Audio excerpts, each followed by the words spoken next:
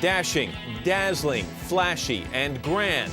The images of Rolling Stone. On the cover of the Rolling Stone.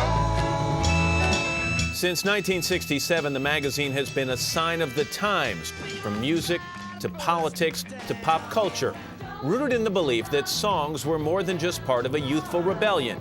Music can change the world. Imagine all the people. When you look at 1,000 issues, 1,000 covers, what does it mean to you personally?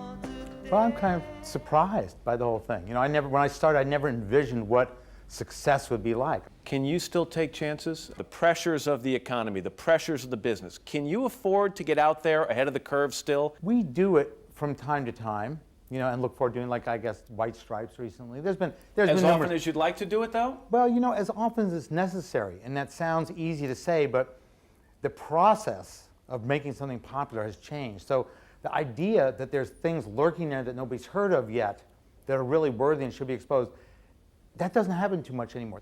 Over the course of 1,000 covers, Mick Jagger has been on the cover 18 times. A critic would say, you know, Jan Wenner falls in love with some artists, that he gets so close to them, they're his buddies. 18 covers? Well, apart from being a good friend, in some respect, those guys have been around 40 years or more, longer than about any other artists that have been playing. They've made more records than anybody. Here are the principles. Until now, there's been a tight lid on what the 1,000th issue would look like. We have an exclusive first look at the cover. They did in 3D.